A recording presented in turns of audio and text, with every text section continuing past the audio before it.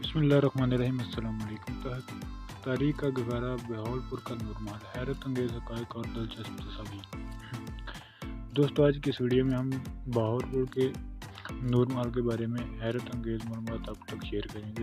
دن کی روشنی میں جالا نکھرا دکھائی دینے والا بہاولپور کا نور محل رات کے طریقے میں بھی روشنی کا گہوارہ رہتا ہے۔ سابقہ ریاست بہاولپور کی شاندار ماضی کے پاس یہ عمارت اب بہاولپور کی پہچان بن چکی ہے۔ اس محل سے جڑی روایات میں ہے کہ نواب محمد صادق خان عباسی چہارم نے اپنی اہلیہ نور جہاں کے لیے اس عمارت کی تعمیر کرائی اور اسی محل کو انہی کا نام دے دیا، جبکہ دوسری جانب اس سے متعلق نواب صادق محمد خان عباسی پنجم کے پوتے صاحبزادہ محمد عثمان خان عباسی کا کہنا ہے کہ اس دور میں تو نواب خاندان کی خواتین کا تقدس اس قدر زیادہ تھا کہ حرم سرا کے باہر کوئی ان کا نام بھی نہیں لے سکتا تھا، اور جب نواب گھرانے کی خواتین باہر نکلتی تو ان کی سواری آتی دیکھ کر رویا صرف اپنی آنکھیں نہیں دکھاتی بلکہ اپنا منہ دوسری جانب پھیر لیتی تھیں۔ تو ایسے ماحول میں ان کے بقول یہ ممکن ہی نہیں کہ یہ محل کسی عورت کے نام سے منسوب کیا جاتا ہے، اور ان کے کسی بیگم کا نام بھی نور نہیں تھا۔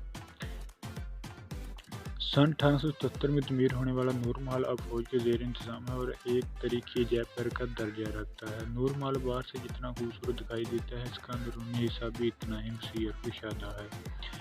داخلی دروازے سے بائیں جانب دربار ہال، جس میں تمام اداروں کے نوابوں کا ذکر ان کی تصویروں کے ذریعے دکھائی دیتا ہے۔ درباری ہال سے منسلک کمروں کو بہاولپور شہر کے 7 دروازوں سے مواصلت دی گئی ہے، جس میں سابقہ ریاست میں ہونے والے تمام ترقیاتی امور پوسٹروں کے ذریعے بیان کیے گئے ہیں۔ نواب صادق محمد خان عباسی پنجم کا اپنی رعایا کے لیے آخری پیغام بھی یہاں چسپاں ہے، جس میں انہوں نے ریاست بہاولپور کے رہنے والوں کو پاکستان کے ساتھ وفادار رہنے کی تلقین کی تھی۔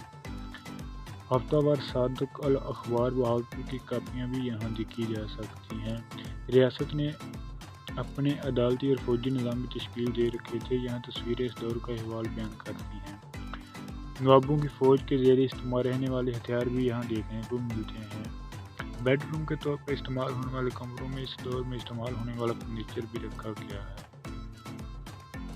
قائد اعظم کی جانب سے تحفے میں دیا گیا سنوکر ٹیبل اور تماشیوں کی کرسیوں کی نمائش کے لیے بھی ایک کمرہ مختص کیا گیا ہے۔ بلوچستان کی عورتیں زیادہ تر نتھ، مختلف اقسام کے ہار، لٹکن، جھمکے اور پاجاب پہنتی تھیں۔ اس کے علاقے کے زیادہ تر زیورات شیشے، سونے، دھات اور جواہرات کے بنے ہوئے ہوتے تھے، جو اس عجائب گھر کا حصہ ہے۔ محل کے بعد 1935 کی وہ گاڑی بھی رکھی گئی ہے جسے نواب صادق محمد خان عباسی نے پنجم میں اپنے سفر حج کے دوران استعمال کیا تھا۔ مغربی اور مشرقی تہہ خانے بھی عوام کے لیے کھلا ہوتا ہے، جس میں کچن، چمنیوں اور ڈائننگ روم کی موجودگی کے آثار ملتے ہیں۔